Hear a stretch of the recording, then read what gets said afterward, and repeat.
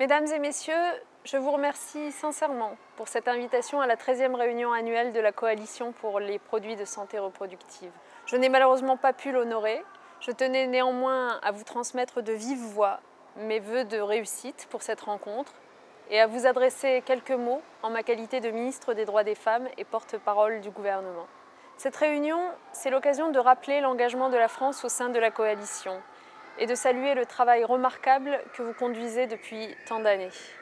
L'engagement de la France s'explique bien évidemment par les combats historiques qui ont été menés ici pour conquérir des droits à la contraception et à l'IVG.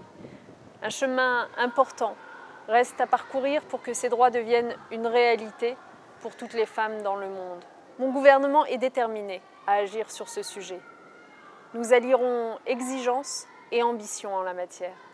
Exigence d'abord parce que l'accès à la contraception et le droit à l'avortement sont des enjeux économiques, sociaux, humanitaires absolument majeurs.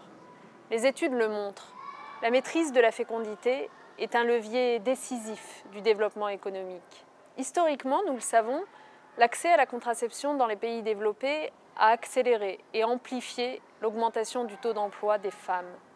Aujourd'hui encore, on observe des phénomènes similaires dans les pays en voie de développement. Une étude récente montrait ainsi qu'en Colombie, quand les femmes ont accès à la contraception, leur taux d'emploi augmente de plus de 7%, ce qui fait de la contraception en réalité un des leviers sans doute les plus efficaces de l'intervention humanitaire. Exigence donc, mais aussi ambition. Nous le savons, la maîtrise de la fécondité est aussi un enjeu de pouvoir. Permettre aux femmes un accès à la contraception gratuit ou à moindre coût, leur garantir le droit à disposer de leur corps, c'est en fait leur donner le pouvoir de choisir leur vie, de continuer leurs études, de travailler, d'être libres, tout simplement de s'émanciper.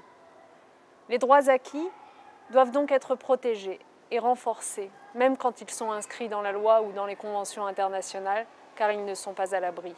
Nous lutterons contre toutes les tentatives de remise en cause de ces acquis qui se font jour notamment dans les enceintes internationales. La France entend prendre toute sa part dans cette bataille contre les reculs d'où qu'ils viennent.